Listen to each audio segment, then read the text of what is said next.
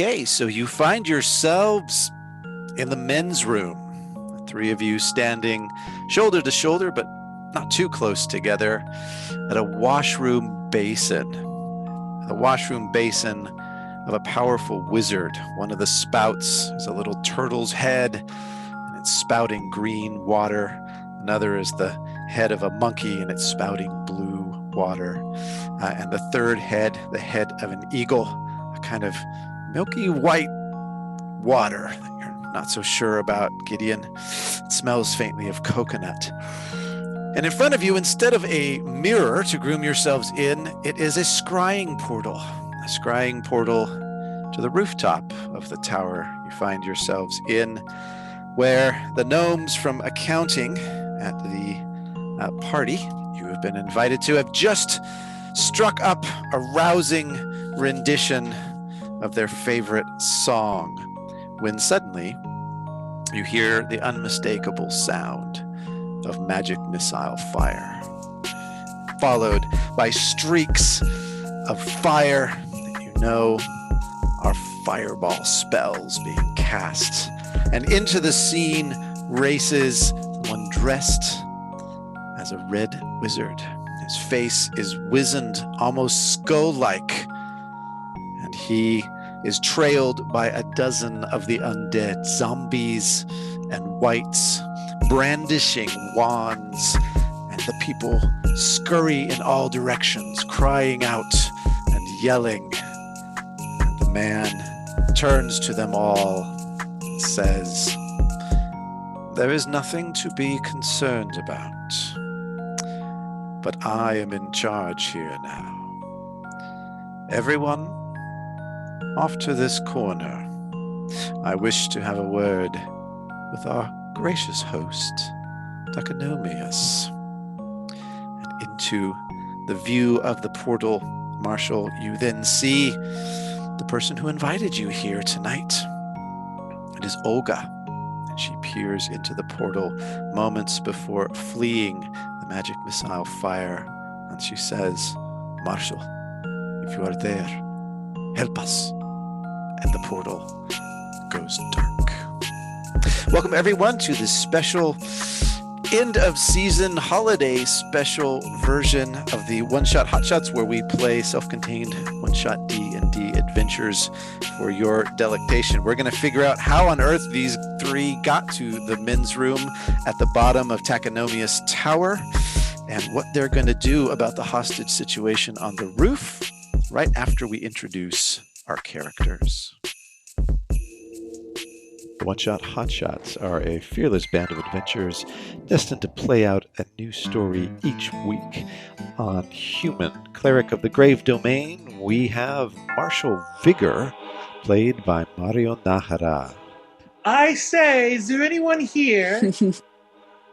Yeah, I feel well done. On Half-Elf Bard, with a touch of Warlock, we have Randi Serup playing Gideon Kingsley. So let us hit the dance floor. Positions? Oh, by the way, we are being followed. You guys are doing wonderful. And on Half-Orc Barbarian of the Berserker Path, we have Cameron Britton playing Erki. Nobody bites my drinking buddy. I love killing creatures, but making them run in fear feels pretty good too. Join us weekly for their self-contained adventures, and now, on with the show. Okay, and we're back. Welcome to Takanomius Towers and to the basement in the men's room. So, Marshall, you brought your buddies along, and I dumped a little bit of exposition for you earlier. Any questions, guys? Well, I can tell them that in the course of inviting them over here, that I felt that we've been through quite a lot recently, and I feel that we have encountered some very interesting things together, separate, but overall, we've had our difficulties this year. It's not one too far straight from the truth. So I felt it was important for us to have something to let off a little steam, perhaps, to perhaps enjoy ourselves, some merriment, if you would. And while I do still keep some sort of relationship with Miss Olga, I was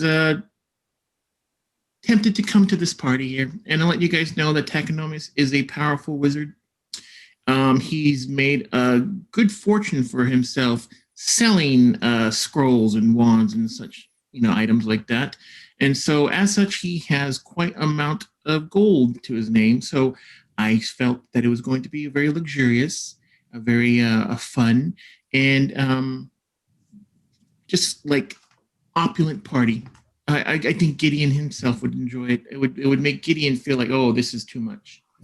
So, having said that, I have no idea what else is going on here, other than it seems like some people are in trouble. Too much for me? I think you might be assuming something. Well, yes, indeed. It looks like the party is just getting started for Erki upstairs, and it might be an opportunity for you to save the girl.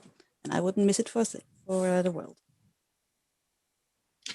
Yes, well, definitely saving people is in our purview, but I am a little worried about walking into this situation here with quite an adept-looking magic user. What do you feel, Erki? You feel like maybe putting some bruises to a magic user here? And if we absolutely have to, I was hoping to relax for once. You said we get to the tower, get together, have a few laughs, and now we're here, ready to fight some damn magic. I suppose, given the festivities, it is quite the magically themed tower as it is. I say we kill the party goers. Right. Perhaps, Erki, though, before we leave this restroom, you should put your shoes back on. I don't really understand why you had to take them off just to, wash your hands, but that's your business. Stressed helps me relax. Nice, calm, cool floors here. I'll pop them back on immediately. Okay. In addition to your shoes, terrible idea to get into a fight without shoes on. I would never. Why would you even try that?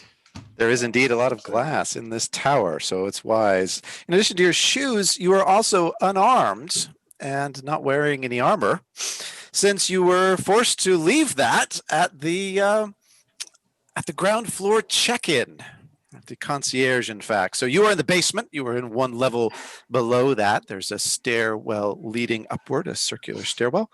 But you are unarmed. You have no weapons or armor on you. You also know about Takanomius Towers that it is reputed to be the most magically secure tower in all of Waterdeep, perhaps all of Faerun. The roof is covered over with a powerful shield. You can still see the stars. It is the festival of Simril, and everyone is picking out their birth star to bring luck in the coming year, or at least they were until they were besieged. And the whole place is absolutely filled with various forms of magical security devices designed to keep people out or lock people in as necessary. Now, they wouldn't have taken a musician's instrument now, would they? Unfortunately, they did take your loot. However, they didn't frisk you well enough to find your flute. And I assume unarmed for me includes like no shield or anything like that. Nope, none of that was permitted in this incredibly secure environment. Why, pray tell, would you ever need such things in what is reputed to be the safest tower in all of Waterdeep? Well, how should we go about this then? There might be hostages upstairs. How should we approach? I mean, we could try to fight magic with magic. I could turn all of us invisible, but I'm not really sure how to. Well, you're not wearing any armor, so you might be more quiet that way. That's true. I mean, we can try. I definitely feel like we are outnumbered. Maybe if we make our way up, just to peek up the stairs first and see what we're dealing with. Let us try to do as best we can in preparation-wise here, though. And Marshall's going to cast Bless on the party, just in case. You are blessed. There are 3 floors between you and the roof, the ground floor, the second level, the mysterious third level that people have been whisked away from. You see there are 2 magical elevators between the ground floor and the roof. The elevators, however, do not stop on level 3. It is rumored that that is the level containing the vault with the enormous quantity of magical scrolls and weapons and wands in it. And then, of course, there is the rooftop itself where the party is just getting started. Well, I say we get invisible, go upstairs, get our weapons, and go from there. You know, it'd be nice to save people first. But sounds like we have one step at a time here. Sounds like a plan. Where did they take out the weapons? Back at the ground floor? Yes, they're on the ground floor. They're at this kind of concierge sort of wardrobe area. You're reasonably familiar with the ground floor, so the stairwell will curve around. You'll come up into a small kind of stairwell room, basically, and then from there, there's a sort of main hallway with 2 chambers off to either side and a central area, which is basically the exit. It was coming in, you went off to the right and checked in your weapons there. So you assume, you hope, that they're still there. Yeah, I feel that we'll be more effective with that. So maybe that's our first priority. Definitely will help Erki out. Yeah. Well, let's go have a look. I think Gideon's going to cast a take magic or something, but before it goes just to see if there's anything comes up. But I don't think we need to be invisible yet. Okay. Just taking a peek. And remind me, guys, bless is merely a cantrip, yes? Actually, no. Bless is actually a spell, first level. Is it first level spell? Okay, why don't you give me a d20 first, Marshall? Oh boy. What is this? And then you can give me a d20 next, Gideon. Detect magic. Yep. Didn't want to, I figure we'll just kind of wait and do them all at once. That way, any hesitance. 13, 1-3. 1-3. Okay, great. Yes, you are indeed blessed, or so you believe. And Gideon. A d20, you said? Yes, please. 11. 11. Great. Okay. And yes, your eyes light up. This place is beautifully decorated. Even the gents is glowing with bizarre sort of magic artifacts, mostly illusions of different kinds that are decorating the place in addition to and in supplement to the incredible gold carvings and furs that drape the bathroom walls. Right. What's your marching order up the stairs? Yep. Okay, first. Tank first. Who's in the middle? I can go in the middle. Want to go in the middle? Okay. And Marshall taking up the rear. Obviously very concerned about his beloved Olga. Okay. So you wind your way up to the ground floor, and thankfully, the stairwell room is reasonably quiet as you peek your heads up. There are 2 doors. The door in front of you leads to the main chambers that lead to the exit and the wardrobe, and the door off to your left, or at least believe, leads to the stairwell up to the second level. Also in this kind of main chamber entrance area are the 2 elevators that go up either side of the tower and would take you directly to the rooftop. Both doors are closed at the moment. And Erki, you're out on point with a not amazing passive perception, I must say. No, but you got a lot of hit points. That's true. That's true. An amazing amount of hit points. Okay. So I guess we'll head straight to coat check. Weapon check. Sounds good. All right. Let's get Okay. going. And as you swing open the door to the main room with the exit and the coat check area, you see a zombie. A zombie on the other side of the door who seems far from sluggish. Indeed, rather sprightly and alert. And the moment you come through the door, he points a wand at you. And everyone can roll for initiative. Ooh, Oh man. here we go. 16. 16, 1-6 4. for Erki. Marshall at a 4. Gideon 11. And Gideon at 11. All right, we got 2 of these.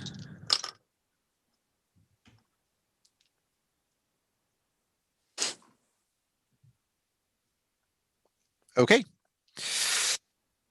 And seeing you, the zombie freaks out and unloads magic missiles on you. I would like to take cover behind Erki. This will give me at least half. All right. Erki's first through the door, and Erki, he unloads all of them, his entire wand. Okay. It's just a shower of sparks as these things come cutting through you. You take 22 hit points of force damage as all 9 magic missiles slice through your unarmed and unarmored body. He then runs back. He runs back into the coat check area, and he is yelling something in a language you don't understand. And you see also that he has a second wand. He drops the first wand to the ground and it crumbles into dust. He picks up his second wand and he ducks behind the corner. Marshall, it is obvious to you at this point, these are not zombies. These are humans poorly disguised as zombies. You can see right through their grease paint. They're also well-trained warriors and magic users. Erki, you are up next. It is he has moved about 30 feet back and is just around the corner. You saw him kind of move back in a gesture that led you to believe that he may be poised round the corner and that there may be others round there as well waiting for you. Erki started charging him, taking all these magic missile hits, and he's just chasing him. He's going straight in. He's going where Erki wants to go, that coat check room. So he's hoping around that corner and just knock that damn wand out of his hand. All right. Okay. You round the corner and you notice a second poorly disguised zombie is waiting there. So you round the corner and you are in melee range with the first one, but the second one with his back to the wall is basically standing over your armor and weaponry, and he unloads an entire wand of magic missiles on you as well. The beautiful thing is that you can type 9d4 plus 9 into Google. Oh my goodness. 32 points 32. of force damage. How you looking there, Erki? I'm above bleeding. Just above bloodied. Below my maximum health. Yes, you would be below your maximum health. That is so. probably an accurate, fair statement. You are now in melee. He's on with the other guy. You are now in melee range of the first guy who's hiding just behind the corner, and he's basically reloading. He's basically pulling out his second magic missile clip. But you've got him on the hop, and you've got him in melee combat. Well, I'll go into rage, just real quick here, and then delicious. Rage, and then I'm gonna punch this man. All right. Well, I guess so. His weapon isn't loaded yet, because it would be nice to pull it from him and then stick it in his mouth and fire it. But I don't know how to use a wand. You could attempt to try and get the wand off of him. If you succeed this round, you could then use it next round. So it would be your action to try and disarm him, i.e., get the wand off of him. I see. Or you can just use your action to make two unarmed strikes. I think I'll just punch him a couple times. Punch him a couple times. Okay, I'm pretty great. angry. All right, so your unarmed strike is basically the same game mechanic as a weapon you're proficient in. So d20 plus strength plus proficiency, and the damage is going to be, if you deal any damage, 1 plus your strength modifier of damage. Whoa! So what is it? So it'll be the same as like a non-magical weapon that you have on your character sheet. So d20 plus strength plus proficiency. Oh, okay. Yeah. Plus rage. Okay. Yeah, and you can add if there's a bonus for rage, you get that as well. Right. So so your non-magical battle plus axe. 8. Okay, plus 8. plus That 8. sounds about right. Okay, cool. I think it's a D. It says here for orc, it's a D6 for damage. For unarmed? Yeah. It's a 1d6. Oh, it just says 6 though. It doesn't say d6. That's weird. It just does 6 damage automatically? That can't be right. Yeah, that's what it says. Is that right? Unarmed strike is typically 1 plus strength. I'm just double checking here. It does 1 plus strength even on a critical. Half orcs do unarmed strikes. What's happening. Right. You have max strength. Yeah. Yes, so that's that right. Yeah. Plus.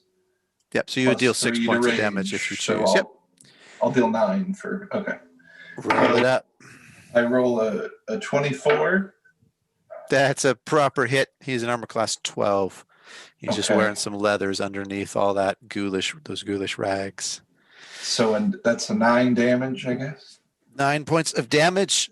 He is looking badly wounded.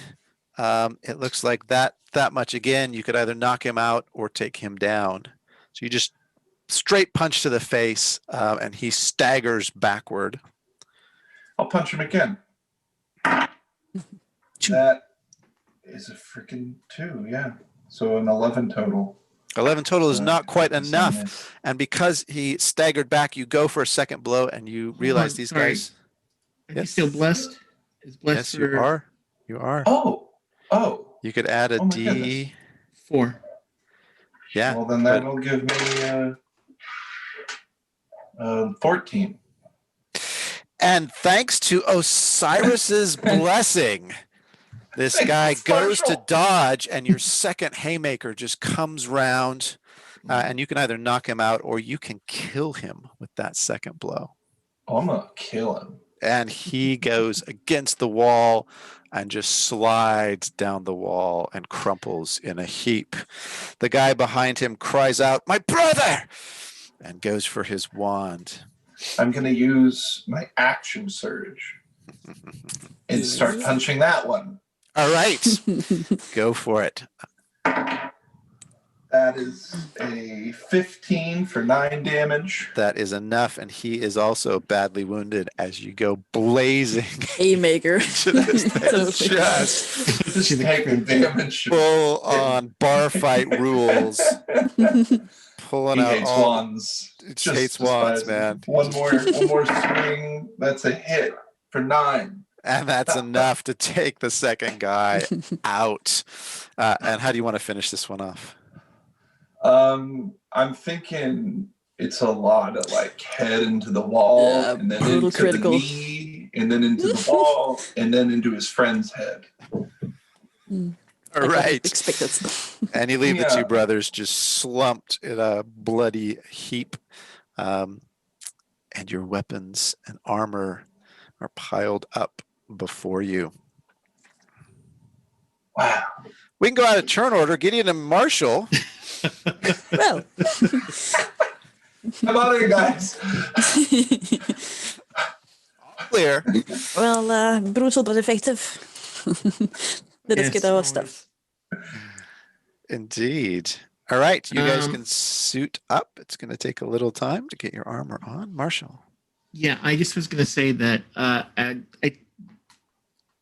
not to metagame it, but I think Marshall doesn't realize when he cast Bless or anything like that happen because I didn't see any action of that.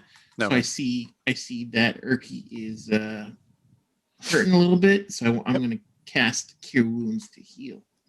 That's Oh, very thank nice you. of you. Yeah, That's very nice of you. As a well reward, done. Thank you. You make short order of that chap, Erki, and then I'm going to Sure. put my hand on him, and I'm going to cast Cure Wounds at... I can take a little healing. I don't really need it. Or anything. Yeah, I'm not It's gonna- got just like blood just seeping. God. It's not going to Pouring be out huge, of but his- I'll give you yeah. something. Yeah. Okay, you need Little something. touch up. Little touch up. Just 11. Here's 11. 11. Second level Cure 11 Wounds. is All right, great. terrific. And while you're at it, why don't you just give me a Yeah, D20 there I'll as give well, you a Marshall, D20 for there. fun? Do we notice there's 4. something up? Or no, I guess not. Not Not yet. No, That's a 4. 4. 4's a good. 4's a good number. Okay, you regain 11 hit points there, Erki. Good.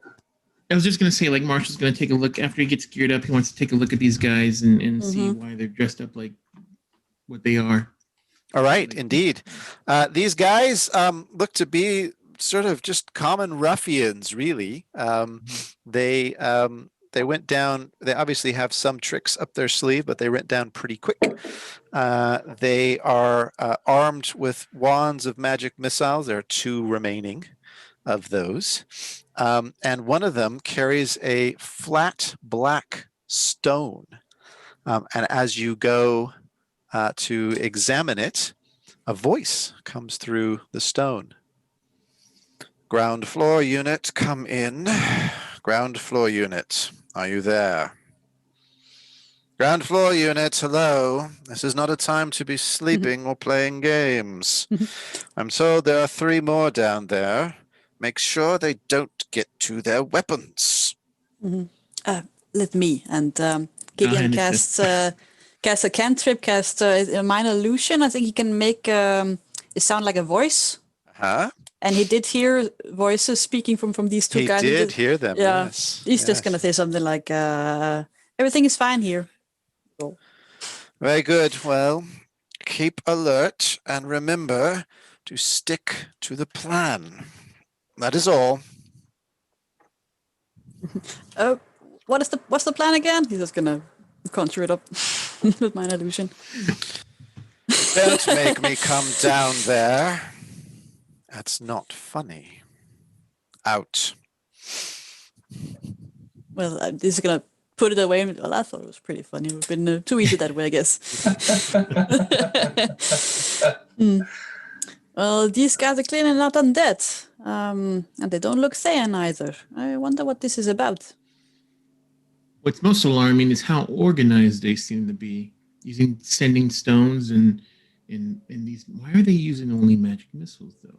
Not conventional weapons either. These It's wands. interesting.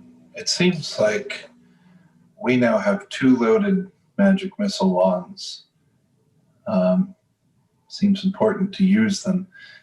We also have the advantage of these sending stones and the illusion of this voice. I don't know what to do with an opportunity like that. It seems like we could set some kind of trap, though. Perhaps. We definitely should move these bodies out of the way, at least, so that no one happens upon them. Maybe we should ask this man down here. Say we need him quickly, and spring a trap. Oh, to bring you mean like to have them come down here and ask them for assistance or something? Yeah. I wouldn't expect that, would he? No. Well, I could bring them to us. It's a good idea. We could try. Did I just come up with a plan? Here's you did. Well done, word user. I'm not really sure if this is the GM's plan, but I'm like getting some Die Hard vibes. So we just like Bruce Willis is using the comms and getting the people and taking them out one by one. Hey, that's a typical Christmas movie. It is. Do we want to? Do you want to set up a trap here, or maybe go up a floor and see if there's something there we can use? Maybe a little more. If there's any sort of like little tiny air passages, or I don't know what you would call them, stone things to crawl through or see, or anything like that. Anyways, so we might have opportunity to spy a little. Yeah, you know that there are two magic elevator shafts. The elevators don't appear to be in service as you inspect them. It appears that something or someone has managed to shut them down temporarily. You did notice what you believe to be some kind of control panel up on the rooftop, so you can only surmise that whoever this is has gained some level of control over the tower itself and its security systems. Apart from that, you know that you can use the doors, and there are various chambers and rooms in each of these levels that you may be able to make your way up closer to the rooftop. I like the idea of a trap, but perhaps we should get a little more information first before we just start, because we don't know what we're dealing with. And if we at least peer into one more floor, even if we don't engage, we could set up a trap there. Maybe that'll help. I feel that if they were going to call help, that they would send someone down that's closer versus from on the very top. Unless we made a very compelling argument on that. Well, I'm most certainly that there's going to be more people on the next floor. I think we don't know what's on the next floor, but we know what's on this floor. So I suggest we go with at least Erki's plan for now, and I suggest perhaps the two of you hide, and I'll deal with whoever comes down here and see if we can get someone to talk. Yeah, even if we just got the second floor down, that might clear some. Here, Erki, let me have one of those wands, and I'll hold on to one of the magical ones. Does Erki know how to use it? Do we know that? No. Can Marshall show him how to use it? Yeah, a wand of magic missiles doesn't require attunement from a spellcaster, so you can, in fact, anyone can use a wand of magic missiles. Oh. So it's quite simple, Erki. You just point this part at your enemy and make it happen. Just like, boom, like a little flick. Just a little flick. Okay. Just a little flick. I'm afraid to do it right now. Yeah, I understand. Twist and flick. But I'll Twist and flick. Twist and flick. This isn't very satisfying, this little... once it comes out, it'll be very fast. That's right. Just to give some cover to Gideon for whatever Gideon has planned here. All right. It's a weird day of me making plans. Gideon is watching very curious. Well, this is precious. Erki using magic. Well, please get the two of you. I'll call see if call some help. And he casts minor illusion. He just says, "We're gonna need some help down here." Right. I'll send Bromius and George down from the level above. Let's keep this channel clear from now, won't you? I'm going to make contact with the Griffon Cavalry to give them our demands. You can tell them what's going on when they arrive. They'll be down. Did you hear that, George? Down to the ground floor right away. Okay, so the stairwell that they will be descending, there's a door between that kind of stairwell room and the kind of main room that you're in now, that contains your weaponry and the dead bodies. So what's the plan? Who's posting up where? And what action are you readying, Gideon, for when you see them descend? Yeah, he's just gonna hide, like, I don't know, behind a door or something, like right where the people are gonna enter. And cast Charm Person, upcast it, and hit both of them. Okay, so you're readying an action to Charm Person and upcast that as soon as you see them. Give me a stealth check for your hiding. And I think maybe Erki and I are just going to cover that in case it doesn't go well, and then use the magic missile, but still hiding as well too. So if we want to, and you guys are all in the same room. You guys aren't behind that door. You're all in the stairwell room, basically pressed against the back of the stone stairs, or are you in the room with the wardrobe? I thought we were in the main room. Wouldn't it be better to have some room, you guys, or what do you think? Yeah. Main room. All right. Is the door open or closed between the two rooms? I say close. That way we can see if they come in or who comes in. No objections? So let's close it. Yeah. Let's hide in there and then see what comes through the door. Door number 1. All right. So you're all gonna wait for the door to open, or do you want to wait for the top of the stairwell, Gideon? I could kind of hide somewhere where they're just entering the room, like behind the door or whatever. Okay.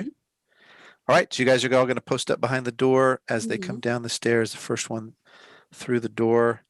How'd you do with your stealth? Everybody go and give me those stealth checks. 13. Yep. Well, the first one's a nat 20, but I have it at disadvantage. You do not have it at disadvantage. You're not wearing any armor. Or why do you have it at disadvantage? Oh, I thought we put our armor and weapons Oh, right. on. Sorry. You did. All right. But it's okay, because the next one was this 18. Not bad. Yeah, I got an 11. 11. Okay. All right. And with that, you see some guys dressed, Marshall, you'll recognize, dressed badly as whites, as these kind of ghostly figures come through the door. They're holding up their magic missile wands. One of them has a wand of magic missiles, and one of them seems to have a different kind of wand in his hands. And the moment the two of them break through the door, Gideon, you can use your reaction to cast Charm Person. So like once they enter the door, I'm just gonna like hit them in the back or whatever. Just hit them immediately with a charm person. It's a wisdom save, DC 18. DC 18 wisdom save. Okay, both fail.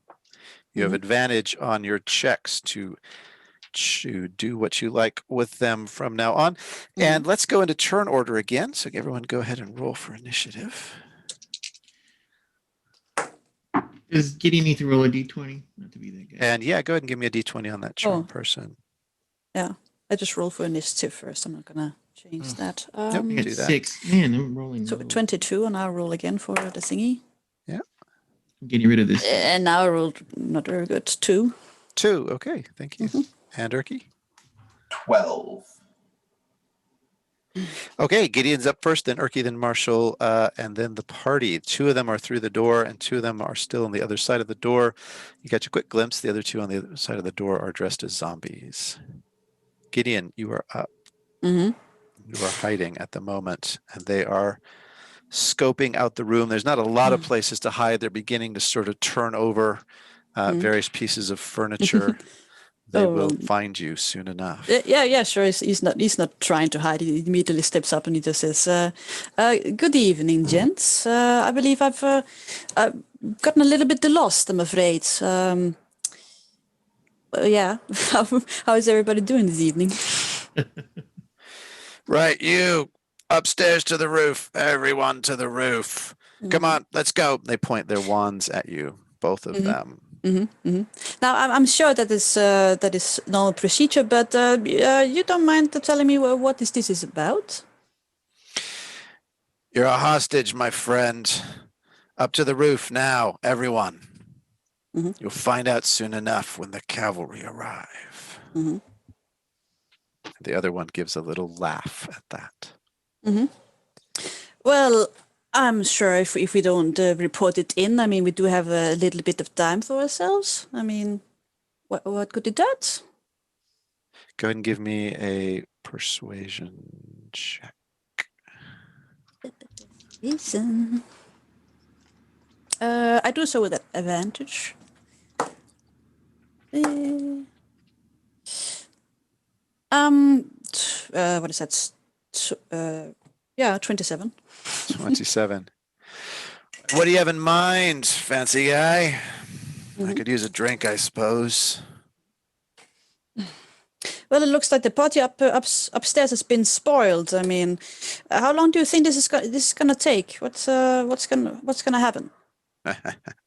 You'll find out soon enough on the roof, but like I said, there's no reason not to have a drink. Mhm. After all, the cavalry hasn't even been dispatched yet. Mhm. There's time enough. We can have a drink. Would you share one with me? They look at each other. Sure. They calls back to the other two dressed as zombies. Nothing here, boys. Going back upstairs. Don't want to share. All right. And the two toughies dressed as whites come further into the room. At this point, they're very close to Erki. Erki, you're hiding behind a kind of piece of furniture, and Marshall, you're sort of down under a big kind of couch, a big kind of overstuffed couch, and you're just behind it at the ready. They're starting to poke around. It's pretty clear that they're going to spot you guys if they keep kind of poking around. And what are we doing for serving these guys drinks, Gideon? I don't know if Gideon brought anything himself. Marshall, you have a hip flask. Yeah. Always. Yeah, I mean, his idea is just to at least keep one of them. Yeah, I mean, I think he got two of them, but he's just keeping at least one of them in his grip and then distracting, and hopefully get some information from this guy. But I don't know what the rest of the party is gonna react. Hang on. I don't think we planned out this part of the plan. No. I didn't really plan to get this far. What happened to the other two, the brothers? Mm-hmm. They were supposed to be down here guarding. Yeah, where did they go? Mm-hmm. Yeah, they're headed straight for where you stashed the corpses. They will arrive there imminently. Mm-hmm. All right. Yeah, I'm afraid they're at the loo. It was a bit of a practical joke. You can take a joke. Go down and have a look in the toilets for the guys. So, where's my drink? Oh, you did not bring in. No drink. All right, Marshall, with all of you now. So wait, hold on. Is it just did the other guy leave the room, or is it just the one guy? Yes, there's just one guy there now, as the other one went down to the loo, persuaded by Gideon's explanation. And is the one in the room the one in the room with the magic missile one, or the other wand that we don't know? This is the one that has a different kind of wand altogether. Okay, all right. Why not? Marshall just pop up. Oh, I've got a drink right here, and then I want to shoot my magic missile. All right, unload your magic missile wand. You can. So the way the magic missile wand works is you can expend anywhere from 3. You can fire anywhere from 3 to 9 magic missiles. Each one does 1d4 plus 1 damage. If you fire all 9, the wand expires. If you fire less than 9, fewer than 9, it'll regain some charges the next day. So you can unload a clip or some portion thereof, and they automatically hit. So 1d4 plus what? Mm-hmm. 1? Let's do 4 charges. 4 charges. Okay, 44 plus 4 damage. Go ahead and roll it up. Okay, how did Google do it?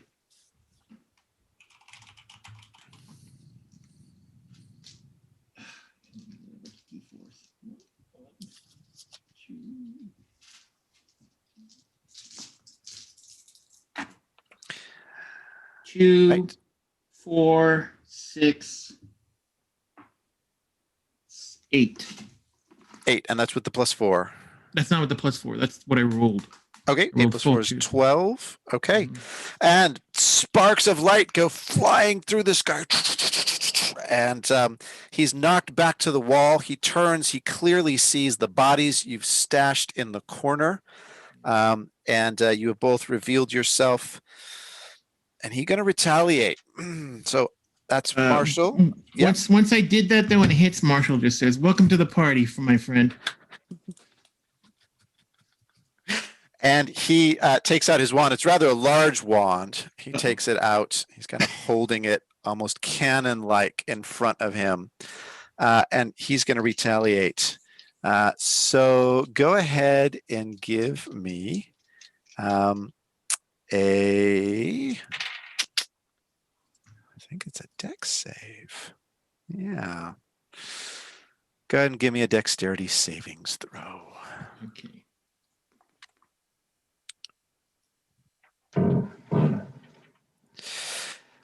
A wave of fire comes racing out of the wand toward Marshall and I get a envelops. 15. 15 is just enough. So you take only 15 points of fire damage. Oh, okay. You go flying away from the couch as the couch bursts into flames, but you do get some kickback from the ball of fire that now erupts. And it is, I'm going to say, it's close enough also that Erki, you're also going to need to give me that same save. You're in range as this ball of fire goes engulfing the wardrobe area. 13. And that is not enough. You're going to take 31 points Oh, of fire damage. How's Erki looking now? He's a bloody half-orc barbarian hiding behind a piece of old furniture on fire. That is now blazing on fire. That's right. That's how he's doing. Right. All right. Doing good. Okay. And with that, you hear someone running up the stairs again from the loo, going, "What's going on? I heard something." And so clearly his buddy is racing back to the scene. We're going to go back to the top of turn order. So Gideon, Erki, then Marshall, and then the baddie is armed to the teeth. Gideon, you're up. The negotiations have broken down. I charmed two people. I mean, I'm right next to one of them, and where's the other one? Which one is the other one? The one with the Pretty wand of bathroom. fireballs, you're pretty close to, and the other one has gone down to the loo. The other two you did not charge went back up to level 2 as they were instructed, so that they wouldn't get a drink. However, given that you and your allies, well, at least your allies, have fired on them, they might not feel so affectionate towards you at this point. Yeah. So Gideon is next to this. This is it like the leader or something? I didn't even catch his name. Yeah, no, So no, rude you of didn't. me. This guy's George. George has a wand of fireballs on him. Is dressed badly like an undead kind of fiend. And you're standing about 10 feet behind him. He's turned the other way, blasted Marshall, and Erki happened to take the brunt of the friendly fire from that. Collateral, anyway. So as he turns away from Gideon, Gideon gets some of that that look in his eye, some of that Feywild flare, and his eyes start swirling, and he uses Mantle of Majesty, and he gets the guy next to him his attention and says, "Oh, don't you worry about that. Why don't you stay here with me? Just wait it out." And he's casting command as a bonus action. And he automatically fails if he's still charmed. And he's still charmed as long as my companions or I do not hurt him, technically. So I don't. Well, unfortunately, his friends. attack him is what I understand, and Marshall definitely counted as attacking him. But was that the same guy? Because Yes. Yeah, because the other one went to the bathroom. All right, that's why he turned and retaliated on him. The other guy that's down in the bathroom has not yet been attacked, but he's racing up to hear what all the noise is about. Yeah. Okay. So he still do gets a anything save. harmful. Okay, so he's got a save against command. Yes. And you are using Mantle of Majesty to cast a spell without using a spell slot, but it is still casting a spell that's a first level enchantment. So I'm going to have you roll a d20 as you do that. 3. And what's your spell save DC? 18. Wisdom. Spell save DC 18 wisdom. Okay. And not the wisest guys. He fails. What do we got? Yeah. What's your command? Wait, hold. Halt. Do nothing. Okay. Do nothing. He is going to do nothing on his next turn, and he gets to repeat his wisdom save at the end, something like that. Well, he does nothing on his turn. He has to do that as his Yes. only action. That's it. Got it. Okay, what else? I still have an action, but I can't attack. Well, he's not. Well, the one who's charmed is not in the room, so he won't see me attacking anyone. So I guess I can still throw out a spell. So I'm gonna throw something out. I'm gonna throw. Is anyone next to my companions? No, not yet. No. Oh, but there's no one else in the room either. Is the one from the toilet back? No, not yet. No, he's No, coming he's up the running. stairs. He's coming up the stairs. A couple of now charred bodies, but they don't count as living anymore. I am concentrating. I can't. I can. No, I can't do anything. Basically, I know. I don't think I can. Erki, I won't attack this guy. No. you are up, Erki. Okay, Erki will go into rage, and he'll head to that door this guy's about to come through and prepare his attack All right. for when this guy comes through. Ready in action. You're standing behind the door, battle axe in hand. As soon as that door opens, whackety whack time. Okay, Marshall, you are up. Marshall would get up and cast out the flames that are on him. Like, oh boy. and I noticed and I see that Gideon has that one in command in the control. So I think I'm going to move pivot to try to get closer to Erki if I can. Okay. Yep. You can make your way around the room to Erki. And I do see Erki again, not looking so good. I'm so sorry about that, chap. I didn't know what else to do at that point. And I'm gonna Still on fire? Yes.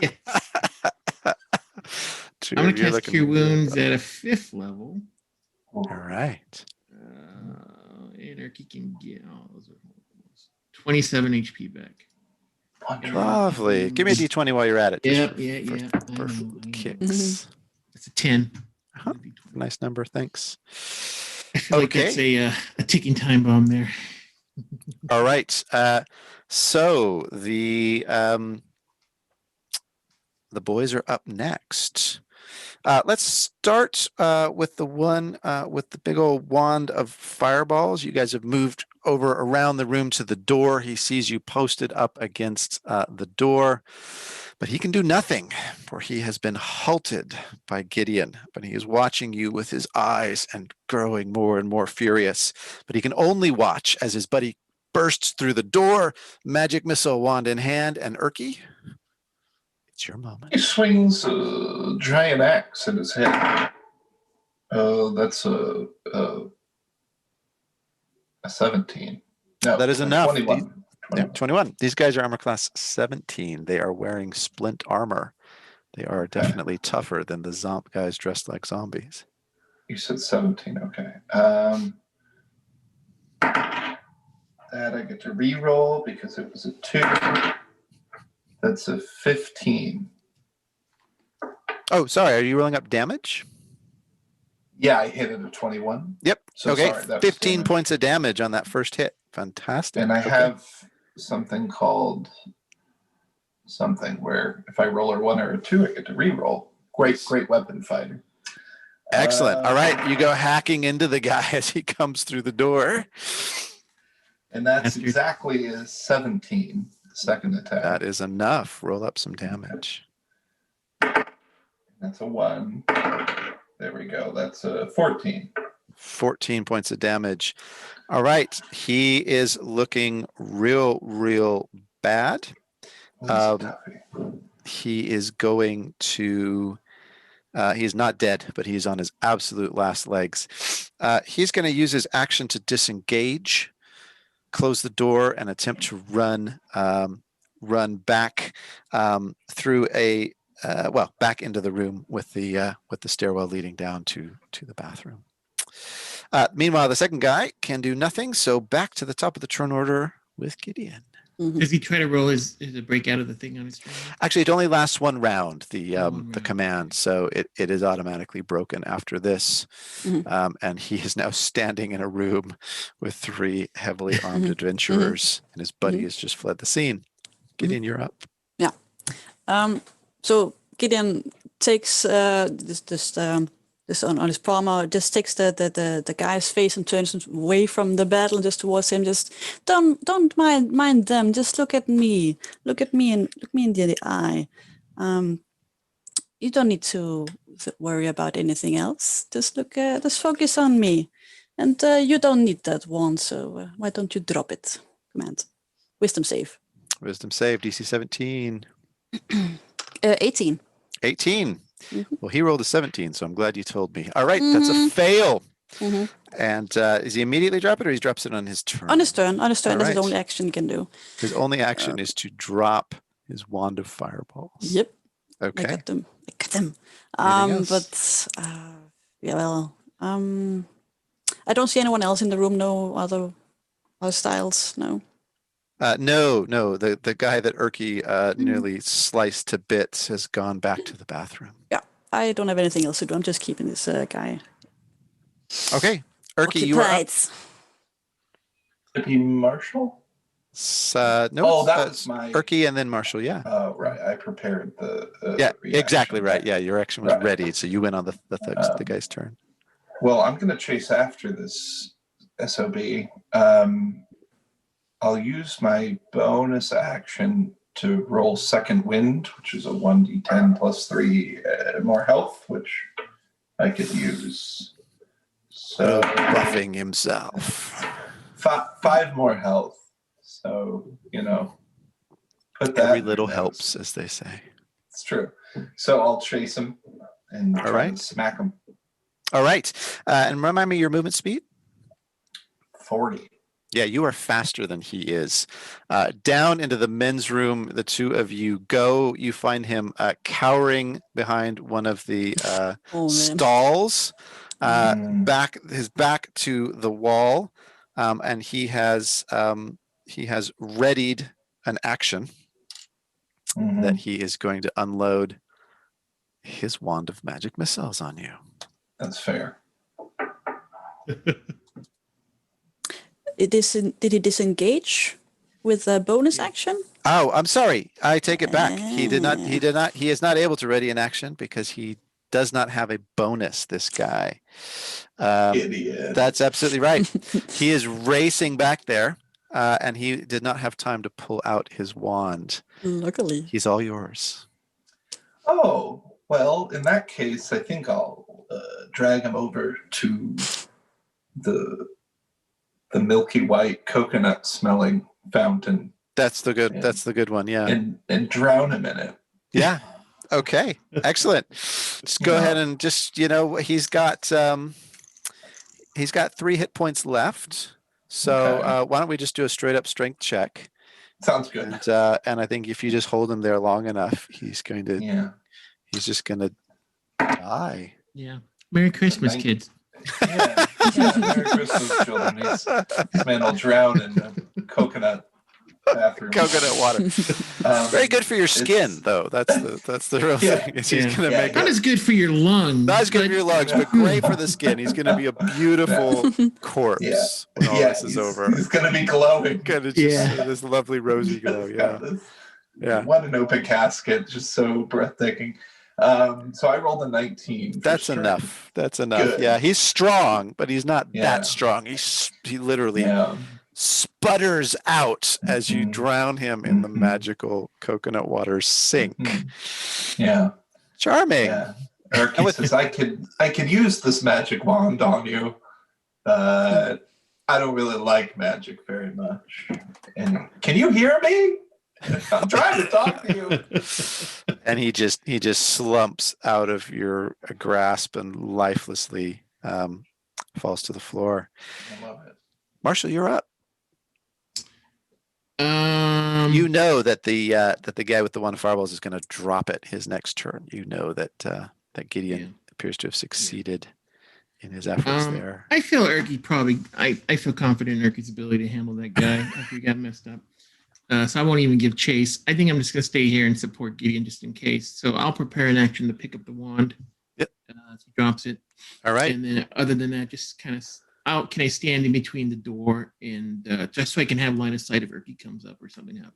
Yeah, absolutely. All right, so you position yourself and ready to grab the wand when the thug drops it. He does indeed on his turn, and Marshall, you are successful in picking it up. So that's all you can do on his turn, and Gideon, back to you. There's people coming down the stairs, I believe. There was the guy that was in the bathroom came up and then came back down. The other two on the second level either seem to have not heard you or don't quite understand what the hell's going on, because so far with your passive, you don't detect any activity coming down the stairs from level 2 yet.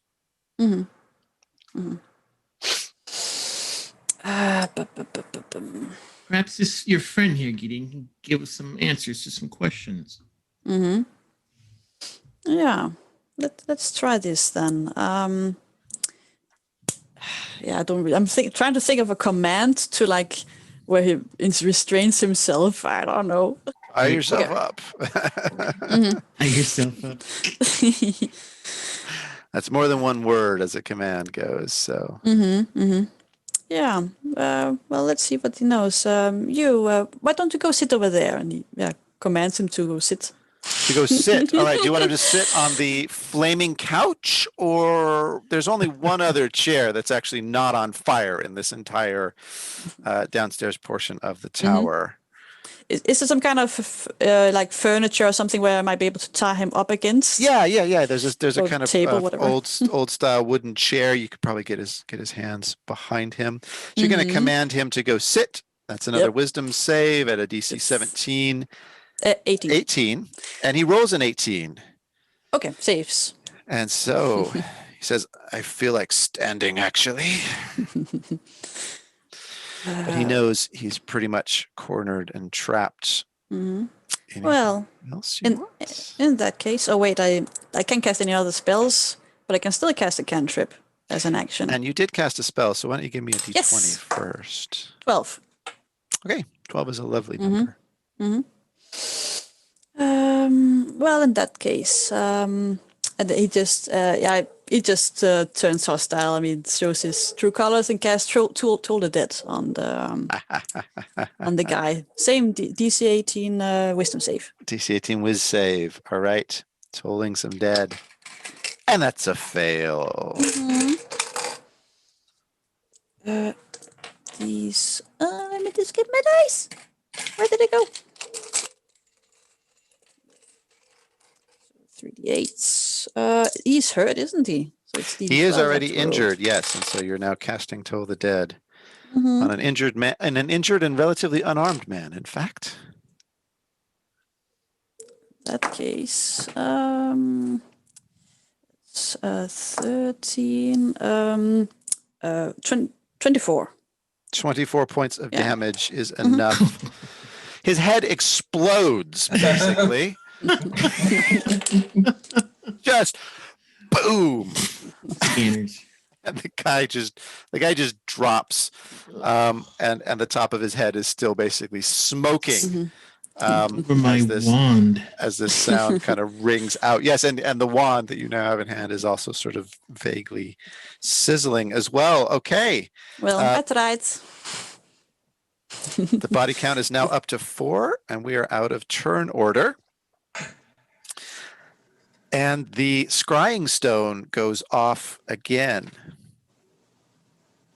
And it says, hello, this is Sir Aulian of the Griffon Cavalry.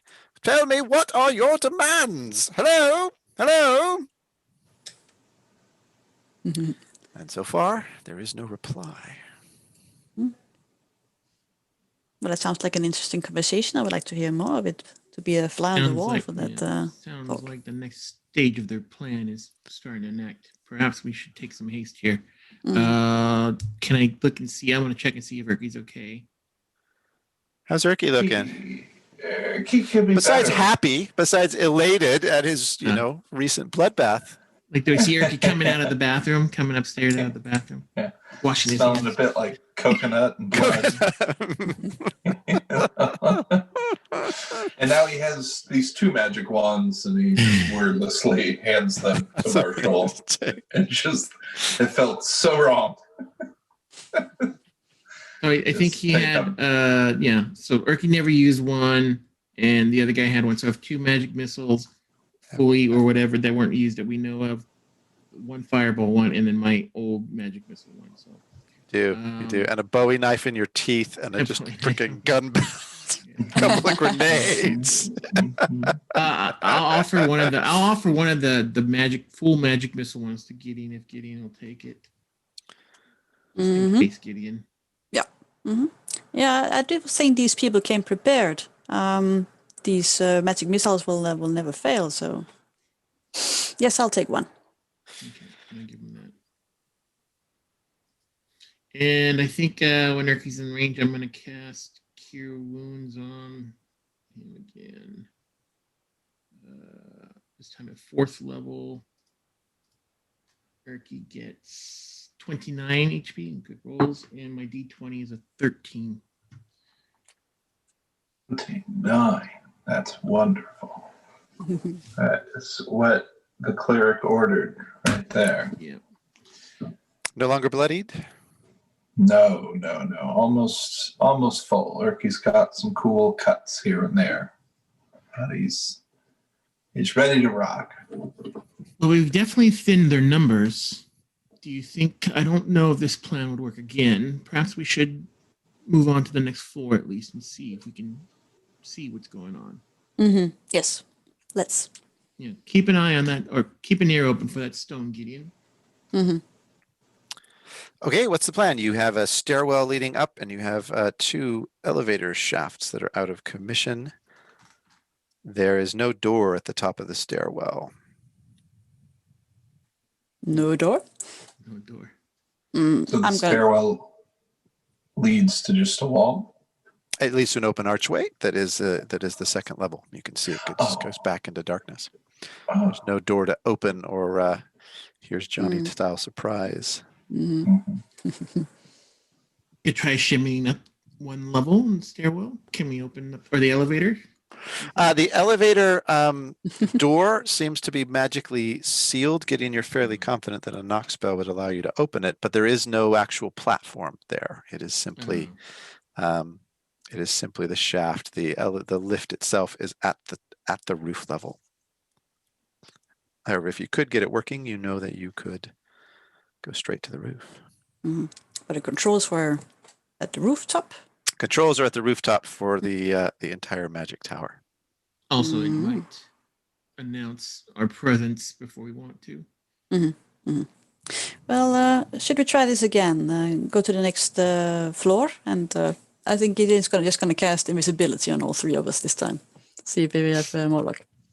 All right, invisibility it is, and you're going to, I assume, want to stealth your way up the stairs. Everybody give me a stealth check at advantage. Well, that'll make it an even for me. At not disadvantage in your case, good sir. A solid 7. Solid 7. All right. A strong 7. Strong 7, though. 7 trending 8, right? Yeah. Let's see here. Do I want to pick the 2 or the 6? I'll take the 6. Man, guys, what's up? I'm rolling horrible today. I am rolling horrible. Okay. Yeah, I got a 23. I'm gonna carry these guys. All right, yeah. So Gideon in the middle, you're doing great. You are the night wind. But Erki, you go. I'm assuming you're in front. You head up to the next level up. You come to this kind of opulent sort of garden room, and 2 guys dressed as zombies are leaning against the wall, smoking long clay pipes, clearly caught off guard. They scramble to their feet, point their wands at you. Neither of you are surprised, but they say, "Who's there? Who's there?" And everyone can roll into turn order again.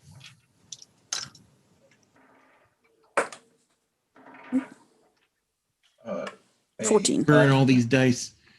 Mm-hmm. An unnatural 20. Right, dirty 20. Something, and yeah. Marshall? 11, 1-1. All right. All right. You guys have the drop on them, though. You are invisible, so it's going to be harder for you to be attacked. But as soon as you attack, you become visible. So bear that in mind. Erki first, then Gideon, then Marshall, and then the two fake zombies with their wands. Erki, you are up. You have been spotted, but they've not yet fired on you. Who's there? Who's there? They're up to their feet. Erki screams, "May!" And he's still in rage mode, so he sprints at them, and he's gonna really swing really hard.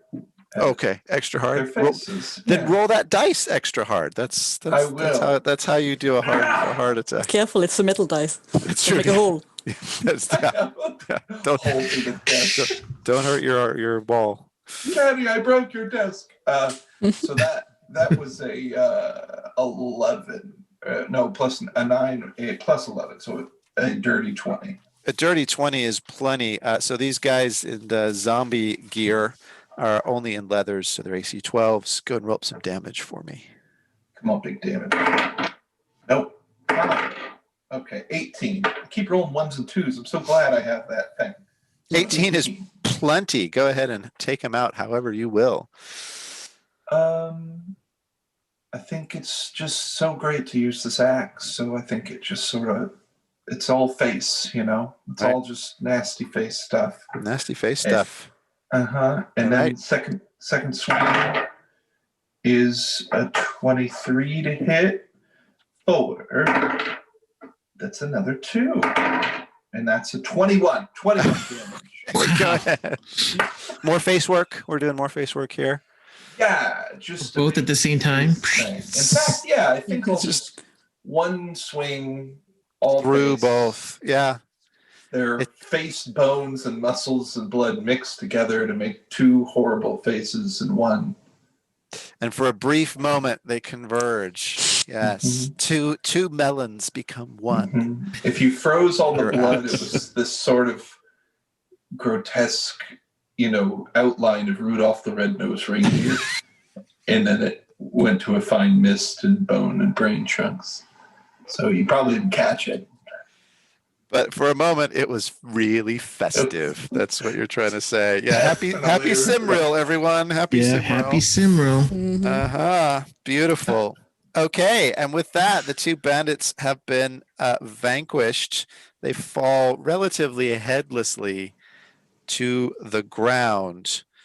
And at this point, the scrying stone comes on again. So, Alian, we are ready for you. We want 4 griffins landed on the rooftop. No funny business. Tame ones to transport us out of here.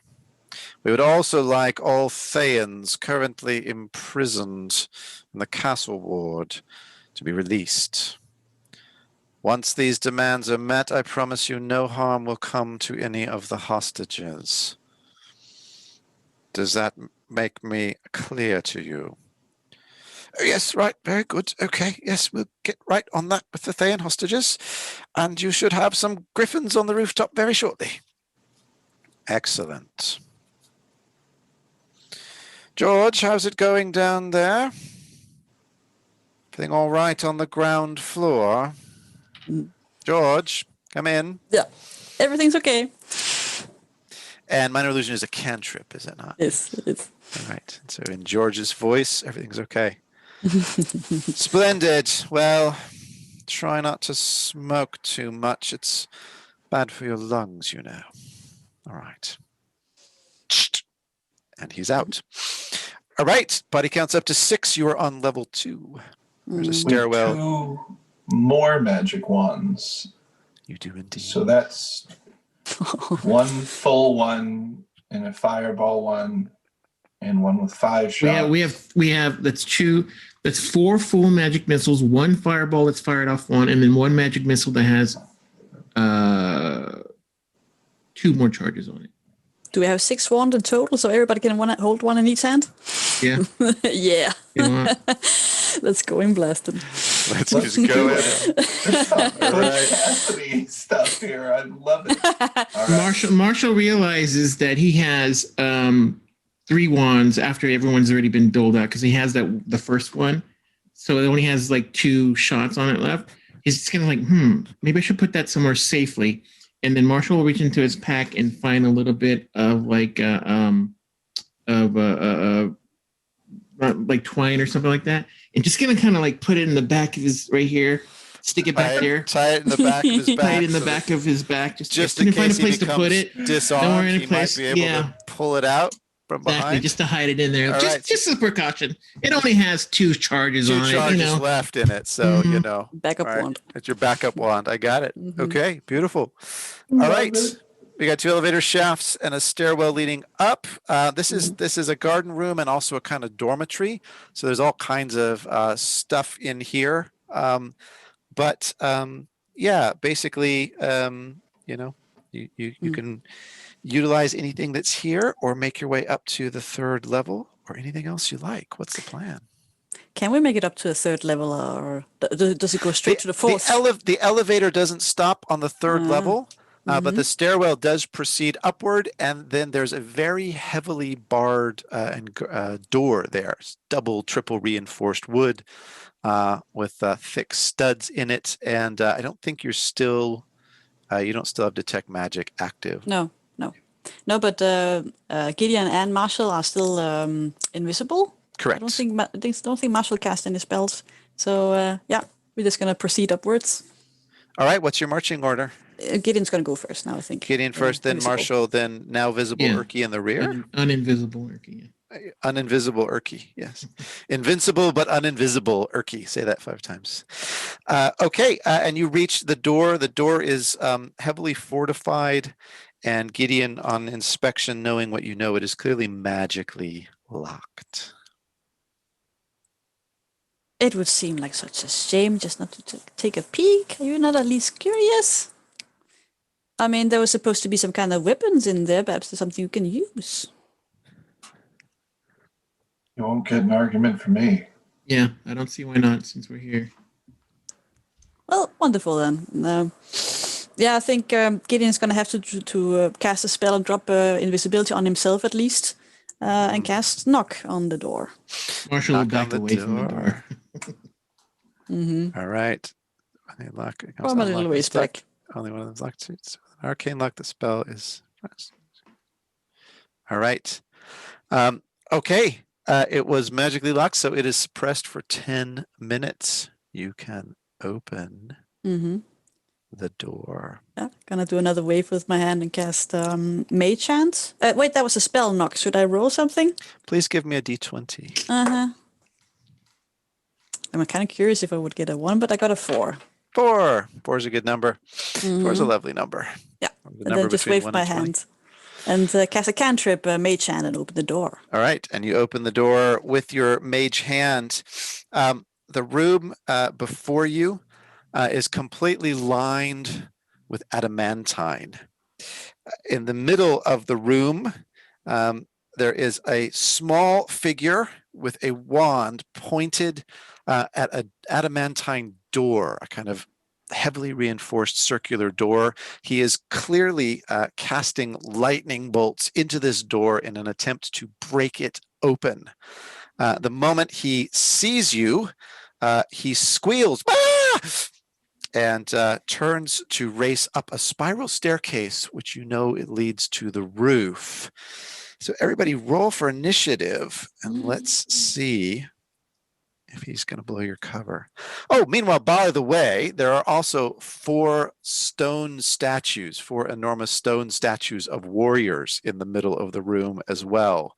They are motionless, but they are clutching their swords in their hands, and they look particularly menacing. They're about 10 feet tall each. Initiative. And we don't recognize the guy that's running away? He's not the mage. You don't. No, he looks sort of small and sort of weedy. 14. Okay. 17. 16. What does he look like? Robert? Kind of weak and kind of nerdy. Yeah. He looks like... So they clearly didn't bring him for his good looks, right? No, for his charm or good looks. They definitely didn't. He obviously knows how to cast lightning bolt spells on vaults. So Erki, then Gideon, then Marshall, then the poor guy in the rear. You got the jump on him, Marshall. You're still invisible of the three. Gideon, you're first in the door, and you see him clearly fleeing up the spiral staircase, trying to head for his boss to rat you guys out. I'm first. You're up first, then Gideon, then Marshall, and then this poor guy rolled badly. He's in the rear. And how far away is he? Good question. He is 25 feet away from you in the center of the room. And the vault is just the other side of him, on kind of the north side. So you've approached from the south, sort of southeast, and to the north is and the spiral staircase just goes right up the middle. It's wooden with a railing, so you can see he's headed for the roof. Was it a gnome, or what was it again? He's a halfling. He's a very small, thin halfling, a kind of concave, chested halfling. Clearly a magic user. Well, if he's only 25 feet away from me, I think I'm just going to run up to him. Okay. Like, hold on, just wait a minute. Do I have to hold him back, restrain him? If you want to try and grapple him, that's going to be a strength check, which he can contest with either his strength or dexterity. Yeah, I'm going to try to get in his way and stop him.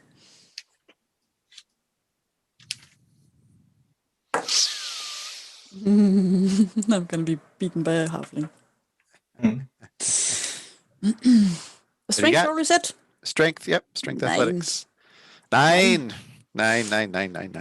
Nicht gut. Okay, he rolls better than that. Not on strength, but on dexterity. He manages to slip between your legs. He is not grappled by you, but he's not yet moved up the stairs. So that's your move, and grappling was your attempt at an action. Any bonus? Anything else? A little help here. And he cast Bardic Inspiration using Mantle of Inspiration so that everybody can move. And you get temporary hit points. Okay. 11, right? Or 11 hit points, yeah. All right, 11 hit points and moves. We'll go in turn order. So the coast it's single file basically through the door. So Gideon, you've cleared it. Marshall, you get a move. Erki, you would have to shove past Marshall in some way to get in as well. But I think I'll permit it. So let's just go in turn order. Gideon, first of all, do you want to make any kind of further move? No, I'm just gonna be like a hold up. Wait. Marshall. Yeah. So how far am I from this guy where I'm at? You're down the stairs a little bit, but Gideon has cleared the opening to the stairwell. So you're like 5 feet down the stairs. So you're about 30 feet away. Okay. And I'm still stealth, right? You are still invisible. Invisible. Yeah. Sorry. I want to move as close as I can to that guy to try to stop him. But if I need to do a stealth check, I just want to like either get as close to him as I can or in front of him so that if he does move away from me or I have an opportunity to hit him or something like that, we do. So I want to get. So you want to get into melee range with him? Great. All right, you are now in melee range with the guy right at the bottom of the stairs. Okay, that clears the way, and Erki, you have an opportunity to move into the room.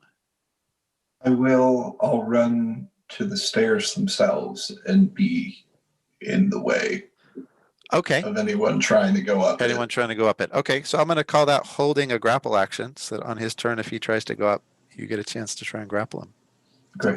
Great. Okay, anything else, Gideon? Nope, done. Also, my apologies, I got the turn order wrong. Erki, you had a 17, so you should have gone first, but you can go now. Okay. And if you want to, you can just try and use that grapple on the guy or anything else. You've all piled in. Poor dude was not fast enough to try and get away yet. Yeah, let's go with the grapple. Okay, give me a strength check, and he can test with his dexterity. Great. It's not a saving throw. Would it be an just strength athletics? Yep, straight up strength athletics. An 18 total. Yeah, he's not that fast. All right, you got him. You got him just kind of by the scruff of the neck, and his feet are now slightly off the ground as you just kind of pull him up off the ground. He's unable to move at the moment. Marshall, you're up. And he says, put me down, put me down. So Erki's got a hold of him, right? Erki's got a hold of him. He's slightly off the ground. Okay. I'm going to come out of stealth and to try to bind him if I can. Okay. Erki's holding him. At least his legs. Okay, so you're going to try and bind him. So you also can give me, let's do a grapple contest. Let's see if you can incapacitate this guy with what you got. He's squirming and kicking and trying to get people off him. But I'm going to, let's see, I'm going to give that to you at advantage, given that you're invisible. I think it's going to be a lot easier for you to try and bind this guy up. Just a floating rope appearing. Yeah, exactly right. There we go. That's not good. Ooh, that one's better. 16? 16 is, funnily enough, not quite enough. He manages to kick and squirm and kick away some of the ropes. And he goes, flying ropes. I hate snakes. Anything else, Marshall? No, that's it for now. Okay. He's up next. He's going to try and break Erki's grapple or slip away. So, Erki, go ahead and give me that strength athletics again. A dirty 20. All right. And there is no chance. He is unable to break out of your grasp. And Erki, you are up next. If you want to, you can try and incapacitate him or hit him, throw him across the room, or anything else you like, because you're Erki. I'm going to incapacitate him. All right. Let's do another one of those challenges. That's a 14. He does pretty well. So he manages to slip and squirm, and he is still grappled by you. But you haven't managed to kind of get purchase on him. This guy is obviously very slippery, very squirmy, and he is managing so far not to touch ground yet. But partly it's his annoying just demeanor. He's just stop it, don't do this. What are you on? And that alone makes it just you don't want to touch him, kind of. So okay, Gideon, you are up next. Just gonna talk to this guy and try to calm him down a bit and say, yeah. So now let's talk. And I would suggest you don't yell. Just be quiet. You see, my friend here is holding you has a gift for violence, and we wouldn't want him to get any ideas. So tell me now, what are you doing here? Why are you trying to get into that vault? Okay. Sounds like you're trying to persuade him that it's for his own good, or are you trying to intimidate him using Erki? What should I choose? What should I choose? Convince me of one or the other. Persuasion. Okay. Okay. Go ahead and give me a straight up contest. Yeah. I rolled high. I rolled 32. Yeah, it totally stood 32. I was going to make a joke like she rolled 47. I rolled high, 423. But no, 32. Yeah. Only the bard has a D32 for charisma. Okay. Wow. Hey, I like your shirt. You're a pretty snappy dresser. Okay. All right. Okay. All right. I'm listening. What do you want to say? Can you get him to drop me though? I mean, I kind of like having my feet on the ground. I wouldn't make too many demands if I were you. I mean, I'm pretty sure you're one of the bad guys, aren't you? You're with those bunch upstairs. I'm a professional. I'm doing a job here. What are you talking about? Oh, what job is that? Well, there's some stuff in that vault. I mean, maybe even you might get a cut of that stuff. We could work something out here, make a deal once they, blow up the roof and everyone thinks we're dead. We could all divvy this stuff up. Well, I'm sure there's a lot of stuff. Go ahead. Oh. I'm just like, blow up the roof? What do you mean blow up the roof? I wasn't supposed to say that. You were just so, charming. 12 points more than most charming people are, like on a scale of 1 to 20, you're like 32 charming. So I guess I let that one slip. Yeah, they're going to call in the Griffon Cavalry. They're going to drop the shields. And then once they all land, they're going to make it look like, we all blew up. And then we're all going to get away with all of this great magic stuff. But we got to time it just right, I mean, if it comes too soon or it comes too late, I'm not in the vault. I'm on the last of the magic locks here. And yeah, I mean, I guess the hostages get sacrificed. But, hey, make omelets, break eggs, right? Thieves. So, You're you in for a common cut? thieves. Hey, we are professionals. I'll have you know, we are very, very good thieves. But yeah, we're thieves. We're not really Thayans. We don't really care about Thayan hostages. I mean, Thayan, political prisoners or anything like that. We want spell scrolls. You could use spell scrolls, right? How about this guy? Hey, tough guy, you could use some spell scrolls, right? Magic, everyone likes magic. Stop bribing me or I'll kill you. How many people are upstairs? Well, there's 6 downstairs. No, there Not is anymore. I see. And then there's me, and then there's 5 others, and then Hansha. Snaz'Han'Sha, he calls himself, but actually he's not Thayan. He's just Hansha. 5 others and him. What's the signal to blow the roof? Oh, I give the signal. Once I'm into the last level of the vault, then, the boys come down.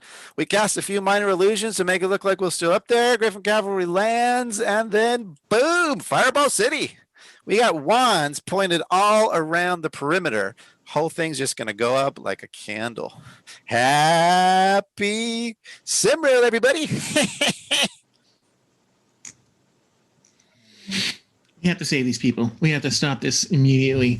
We have to do whatever we can. I'm worried if we go upstairs, we might hurt a hostage. We need to find a way to get the hostages off the roof. There's probably many hostages. It might be very very difficult. They plan to blow it up with wands. Perhaps we should try to get a hold of those wands then.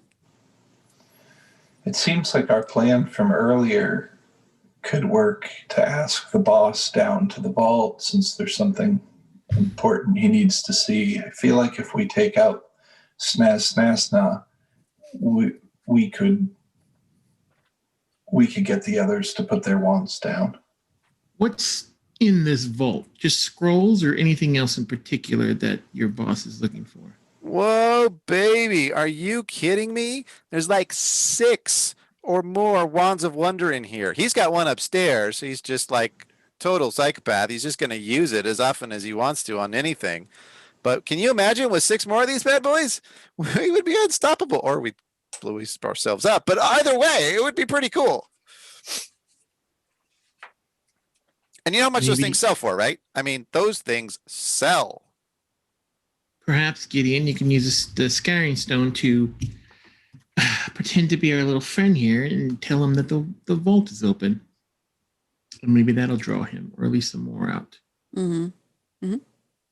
Is there any particular signal you're supposed to be giving this Snaz'Han'Sha? Snaz'Han'Sha, well, I've been kind of watching on the scrying portal over there. He points over there, and conveniently there's a scrying portal to the roof where you see the hostages huddled in one part of the rooftop tower. And on the far side, you see the man dressed as a Thayan lich, who is obviously not, in fact, a lich. Snaz'Han'Sha, he has a long, lean, aquiline face, and he is pointing a wand at Olga. Marshall runs up to the portal and gets really upset at seeing that. And you can vaguely overhear him. Tell your people to be quiet. I don't want any more disruptions out of any of them.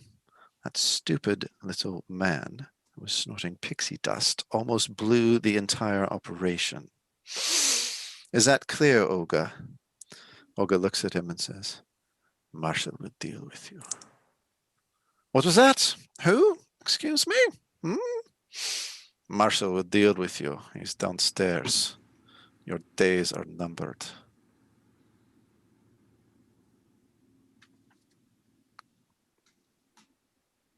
And with that, you hear over the scrying stone, George, George, are you there still? Sorry, over the sending stone. Yeah. I was just thinking, did we meet a George? Yes, we did meet a George. Yeah. You're trying to remember what his voice sounds like. They all sound kind of like this. Generic angry NPC voice. Just do that. It's good. It's a good voice. Any response? George, are you Before there? you say anything, Marshall, can we gag this guy? Hey, what are you doing that for, man? I don't need that. I mean, come on. We can talk this out. We can talk. I'm just gonna forcefully put like cloth in his mouth. All right. He is silenced and still slightly off the ground. Yeah, it is gonna reply. Once again, try to assure that everything is fine. Everything is good. Nothing to report. You see, somehow I don't believe you. There's someone down there called Marshall. May I speak to him? Looking towards Marshall. Marshall just grabs the scrying stone out of Gideon's hands. What's up, Hansha? This is Marshall Vigour, Order of Osiris. How can I help you today? It was Snaz'Han'Sha, but fine. You know a little bit about me. I know a little bit about you, Order of Osiris, Marshall.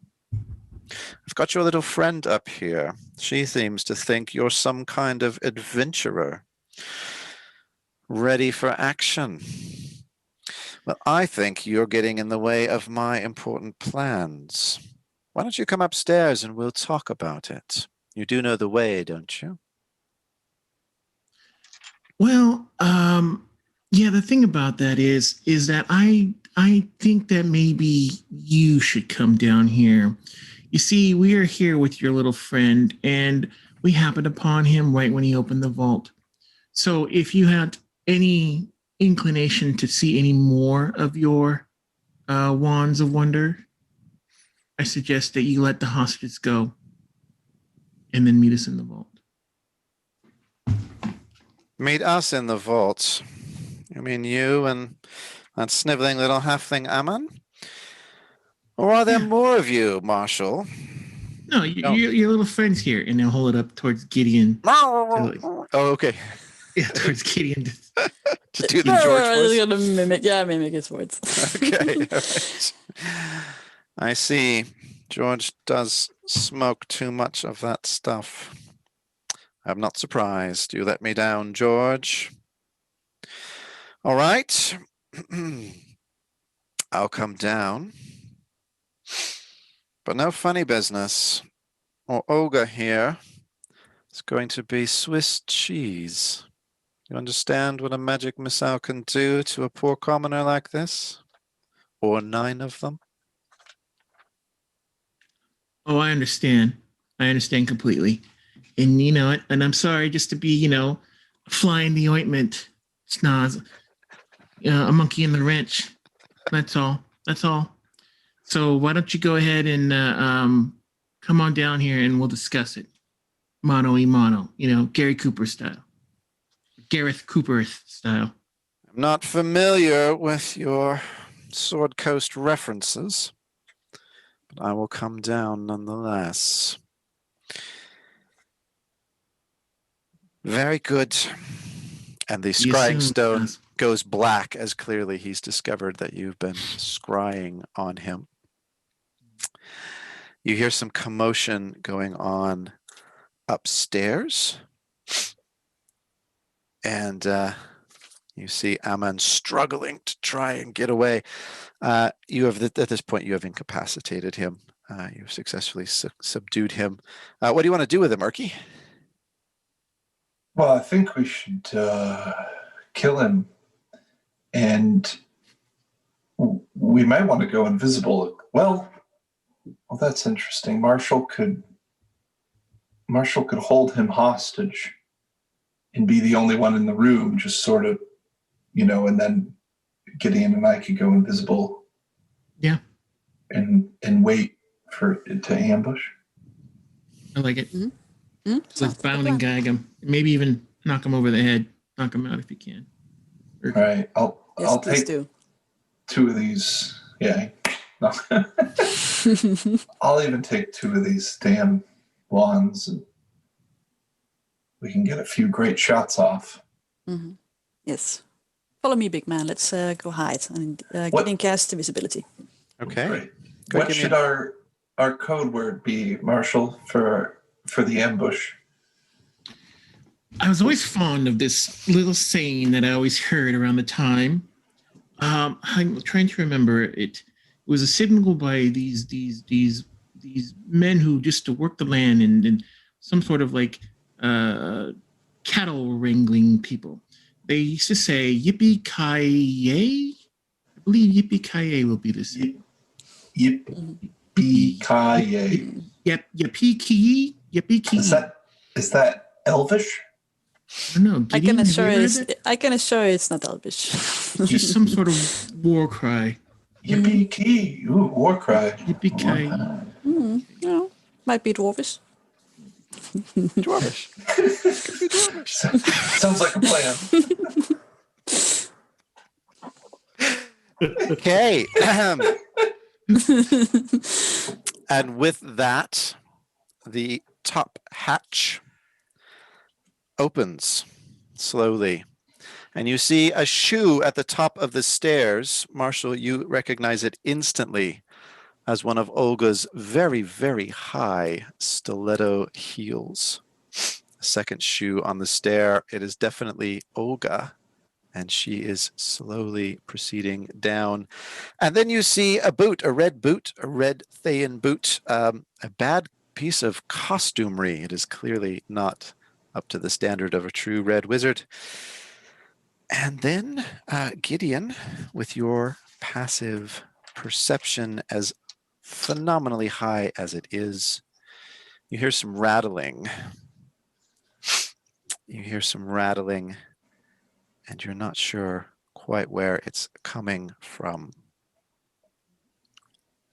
From them, from the entrance. You would think it is coming from the entrance, but as a matter of fact, it seems to be coming from inside the vault. Okay. And Hansha slowly comes down the stairs. He has a wand of magic missiles at Olga's neck, and he sees Marshall in the room. Standing with the dude, like the dude is incapacitated at my feet, and I'm standing there, and I'm just kind of casually holding one of my magic missile things at the dude. All right. Okay. Erki will go into rage and frenzy in his invisible corner. It's going to break these In an angry corner. Go to your angry corner and invisirage. Invisirage. Invisirage. Yes. New dental tool, like something. I don't know. Hansha is halfway down the stairs, and he sees you pointing the wand at the subdued lackey, and he says, "Feel free to fire that wand. Whatever you do to him means very little to me. You see, very soon they're going to attempt to dispel magic on this entire place. And the final lock will click open all by itself. And whatever's in there, we could split. How does that sound?" Well, Snaz, I gotta be honest. It does sound pretty good after the day that I've had today. But yeah, I'm gonna have to go ahead and pass on that. And the only splitting that's gonna be done is gonna be you getting out of here. Pity. You seem like a reasonable man. We could have done business together.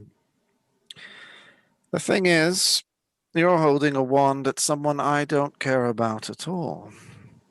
And I'm holding a wand at someone you do care about. Marshall, don't listen to him. Don't listen to him. Shut up. It's So, okay, Marshall. honey. It's okay, honey. She looks all slightly flustered. You've never seen Olga flustered before, in fact, but she does look a little blubbery. I tell you what, Snaz, how about we make another deal? How about you just let all the hostages go, starting with her, and we walk out of here, and you can do whatever you want, what's in there. We just don't want anyone to get hurt. It seems I'm the one holding the wand here, Marshall. Tell you what we're going to do. Why don't you drop your wand and come with me upstairs? I will let the hostages go, but Olga will be the last one to go. As soon as that vault is open, I'm going in there, and you're not going to follow me. And I'm going to teleport away, and none of this will have ever happened. Drop the wand, cleric. He puts the wand slightly closer to her throat. All right. You got a deal. And Marshall, throw the wand down. All right. And Snaz'Han'Sha, or just Hansha, begins laughing. I thought you might do that. Very well. And he comes swooping into the room. He's now standing in the middle of the room, staring at the vault. And you hear over the scrying stones, right, we're going to cut the magic. Everyone, prepare, cut the magic. Take that, Snaz'Han'Sha. And you hear this kind of power down sound and a click as the vault opens. And Hansha begins laughing all the more. It's open, Marshall. Time for me to say goodbye to all of you. There is, yeah. There's just one more thing, Snaz. Just a little going away saying we still like to say on some year every year. What is that? Yippee-ki-yay. Everybody roll for initiative, and you've got surprise on the guy. Yippee-ki-yay! Rolled terribly. Yippee-ki-yay. I rolled a 21. I rolled an 18. 11. 11 for Gideon. 18 for Marshall. Yeah. All right, all right, we got Erki up first, and you've got surprise on him. So Erki, Marshall, Gideon, you all get a surprise round. Then we're going to go into turn order. Erki, Marshall, Olga, Gideon, and Hansha rolled a 3 because he was laughing so much. Hansha's in a lot of trouble. I'm going to start with a whole full thing of magic missiles. You know, Unload that thing. All right. Leave the wand now, missiles. And he points it out. It's in the wrist. It's all in the wrist, Erki. Do the wrist. I don't wrist with battle axes. It's more of a shoulder thing. This is a more finesse type thing for you. There's a lot of condemnation in Erki's wand using, you know. Yeah. Imagine you're carving your enemy's heart out, Erki. That kind of delicacy. Oh, I see. I can do that. That's more deft, I see. So that's, how do I roll this? Is 9d4? 9d6 plus 9 if you want to unload the whole wand on him. 96 or 94? 94, excuse me. 94 plus 9. 94 plus 9 at the end. Will someone do that for me? I'm sure one of you have a device. On 94 plus 9? Yeah, who wants to do it for him on Google? Otherwise, I'll have to. How do I do it on Google? I'll do it. Literally, you type in 9d4 plus sign 9 all in one word. Oh, well, then I can do it. Sorry, put spaces on the plus, on the other side of the plus, and then it'll roll them. 9. 94 space plus space 9. Gotta find the plus sign there. On the 94 plus 9 is rolling. It's a total of 34. 34. And he just starts flopping back just as this automatic fire of these 9 magic missiles go flying into him. Marshall, you're up next. You've dropped the wand, but you've got. Do I get 2 attacks? No. You get 2 melee attacks, but yeah, your Sure. magic unloading an entire clip of magic missiles will be. We'll do it. Be for now. Yeah. What about since I have frenzy on? Do I? Yes. Does frenzy grant you an extra action, or just an extra bonus, or just a bonus attack? I think it's a bonus melee, actually. So. Do so for the duration of your. You can make a single melee weapon attack as a bonus action. Got it. Okay. Well, you could get into range with him. And I believe you don't have to have made a melee attack to make another melee attack as a bonus. So I'll give you an attack. I'll give you a melee attack. Cool. I'll run up and swing that long sword at him. Give a smackaroo here. That's a hearty 15. He is an armor class 15, so that's a hit. Wonderful. For a total of 17. 17 points of damage. Okay. All right. 17. Yep. All right. He takes the hit. He's not yet bloodied, but he's certainly seen better days. Wow. Marshall, you are up. Yeah, I'm just gonna instantaneously pull out that one with the 2 on there. It's 2d4 plus 4, right? 2d4 plus 4.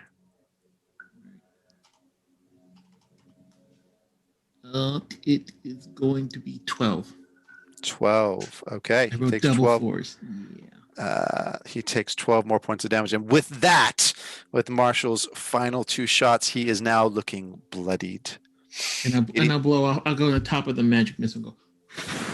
It crumbles to dust, having used the last 2 charges. Gideon, you're up on the surprise round. Mm-hmm.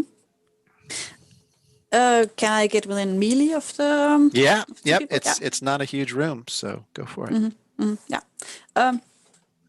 Yeah. Gideon's gonna sneak up on both of them, and I think he's just gonna drop invisibility, like right behind the guy next to Olga, and he's gonna say to Olga,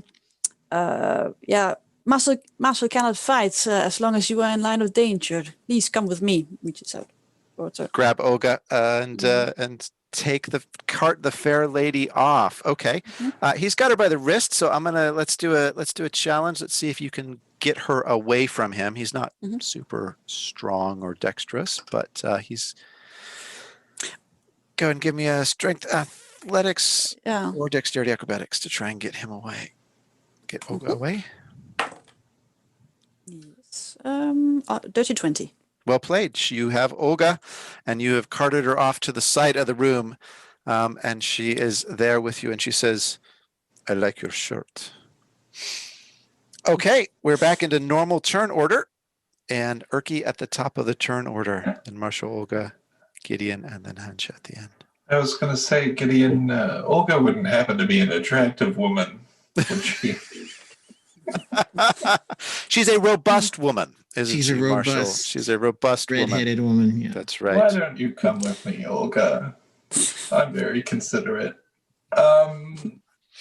Okay, so Erki's going to take the other magic missile and just kind of point blank him with it.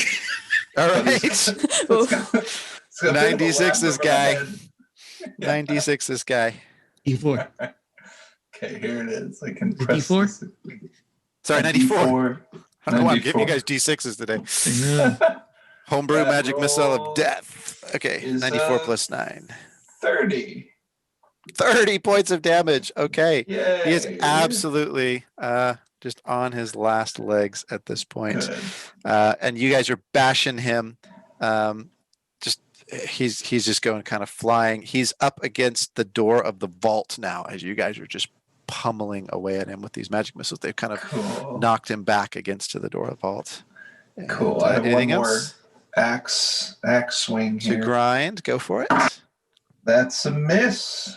That's a miss. Ooh, and and he just flies back from all the magic missiles, and you go and you swing slightly wide. He's now leaning against the door of the vault, badly injured. Marshall, you're up. Oh, I want a firebomb so bad, but Erki's right there. Yep. But I do still I'll hold have, back. and I still have another. Why'd you say to hold back? Don't hold back. Why hold We back? killed It's her. Erki. Death Oh, cleric, you could revive him. Erki, don't do it, do it. Actually, I do have a bonus here.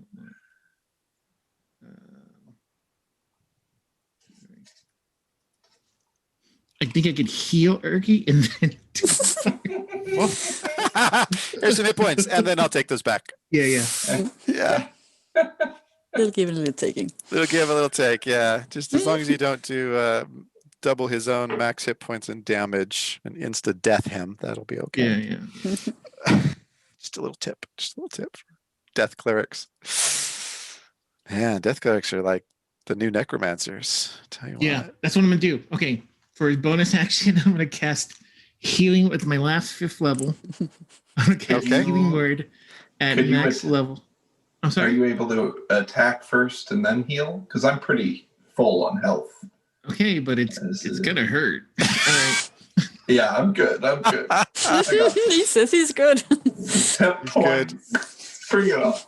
We'll heal All right. second. Wand of fireball, I guess. Okay, wand of fireballs. Okay, What is it? it's a spell. He's got to do a spell save DC 15 against the fireball, and he's got to make a Dex save. He's not terrible, but he's not brilliant at Dex. So Dex save DC 15. He nat 20s it, so he's only going to take half damage. And with that nat 20, go ahead and give me your fireball damage, which is 8d freaking 6. Mhm. And you're gonna take half of that, right? And he's going to take half of that.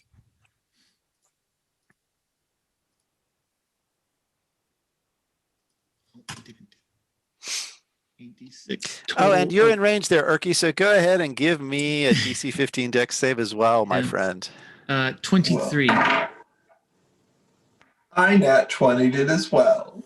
Oh yeah! All right, so you only take 23 points of damage, but those That's it? those 23 points of damage are enough. So here's what happens with Erki's nat 20 and his nat 20. Erki goes flying one direction, slightly inflamed by the fireball. He, with his nat 20, manages to use his dex to pry open the vault a little bit, and you see on the other side of the vault the night sky.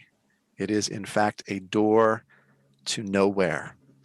And he bursts into flames and dives through what he thinks is the vault and dives off the tower. And he goes flaming, roiling in flames, and he falls all the way down to the ground below, where several members of the city guard have been assembled, and they look down and see this flaming body erupt before them, and you hear them say, "Oh gee, I hope that wasn't one of the hostages." Oh dear.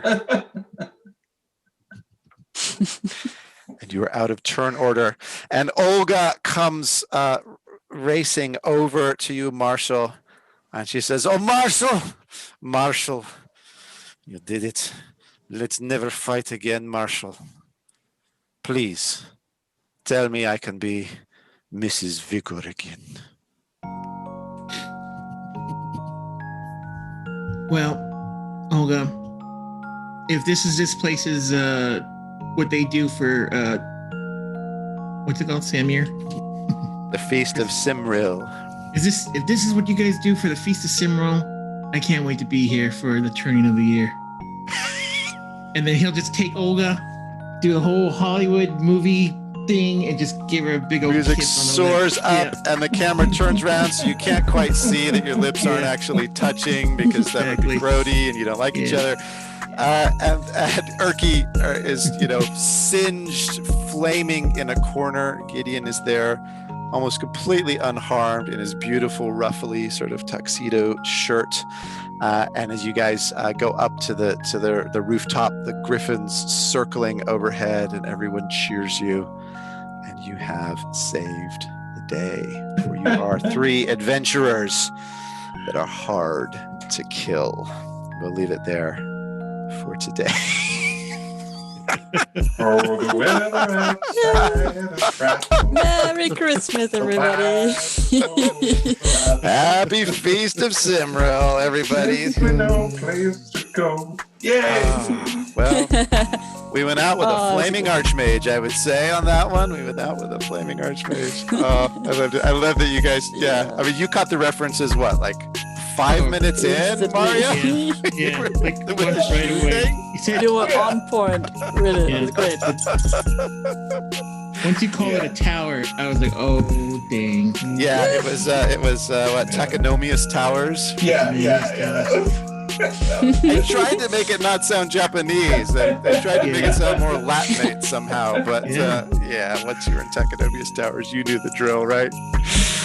Bottom floor, gotta get up, Oh, gotta that save was the so girl. great. That was so great. Oh my God, I enjoyed it so much. I'd love to too. All right. Well, thank you everyone for joining us for our season finale and our special holiday episode of the One Shot Hotshots. Be sure to subscribe and check out our other episodes. It's been a fantastic year. Wishing you guys a whole lot of nat 20s in 2021 and beyond. Let's hope for better, or at least more adventurous times ahead. From me, from all of us. See you around the D&D bend.